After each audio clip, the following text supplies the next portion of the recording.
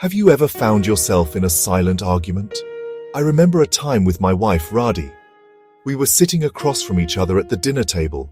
No words were spoken, yet the air was thick with tension. I thought she was upset because I had worked late again. In my mind, I was already building my defense, preparing my justifications. I was ready for a fight about my schedule, my priorities, my commitment. I was playing out a whole conversation in my head, a conversation that was based entirely on my own assumptions. I was so sure I knew what she was thinking, what she was feeling. But here's the thing about assumptions. They are stories we tell ourselves. They are not truth. They are not reality. They are our own fears, our own insecurities projected onto someone else. When I finally broke the silence and gently asked, "Is everything okay?" I learned the truth.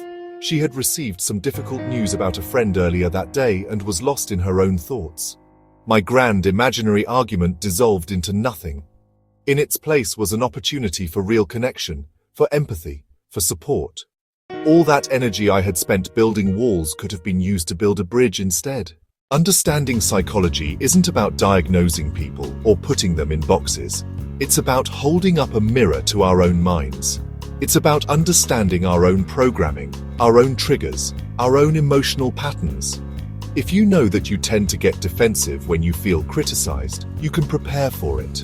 You can learn to notice that feeling rising within you like a wave, and instead of letting it crash over you, you can learn to breathe and surf it. Our past experiences create a lens through which we see the world. If you grew up in a household where your accomplishments were never celebrated, you might constantly seek validation from your boss or your partner. When you understand this, you can start to give that validation to yourself. You can learn to celebrate your own wins, big and small. You stop outsourcing your self-worth and start cultivating it from within. Trust is the foundation of every meaningful relationship, but we often think of it as something that just happens. In reality, trust is built. It is constructed piece by piece through our actions and our words. One of the most important tools is active listening. This isn't just about being quiet while the other person talks. It's about truly hearing them, listening not just to their words, but to the feelings behind their words. Another pillar in the architecture of trust is consistency. If you say you're going to be there, be there. If you make a promise, keep it.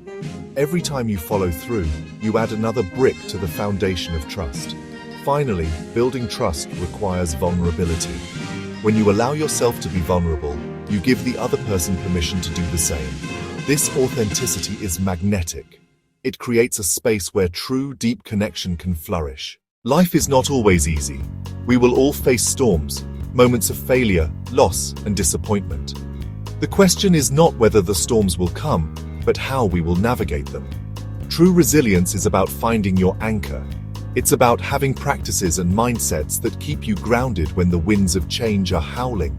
It's about acknowledging the storm while remembering that you are the sky, not the clouds. One of the most powerful anchors is gratitude.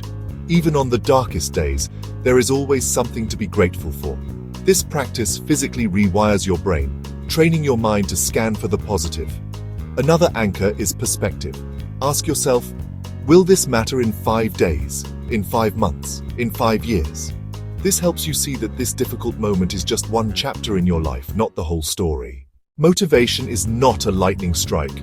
It's a muscle you build, a fire you tend every single day. We often think we need to feel motivated to take action, but it's usually the other way around. The key is to start small.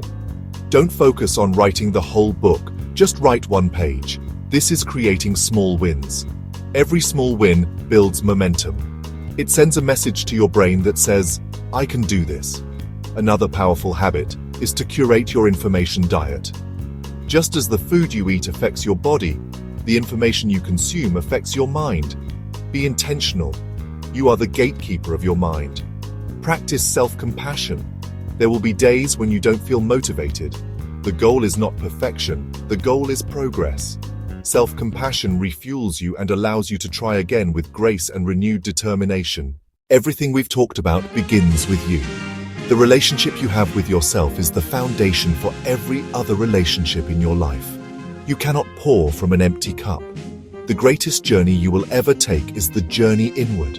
Think of your life as a garden. Your relationships are the flowers, your career is the fruit, and your joy is the sunshine. But the soil is your relationship with yourself. If the soil is not nourished, nothing can grow to its full potential. I want to encourage you to try these ideas. Don't just read them, live them. Pick one thing. Maybe it's practicing active listening tonight. Maybe it's starting a gratitude journal tomorrow. You don't have to change everything all at once. Small, intentional changes lead to profound transformation. You have the power to rewrite your stories and become the architect of a more joyful life. Your life is something you co-create every single day. Start today. Your best self and your best life are waiting for you.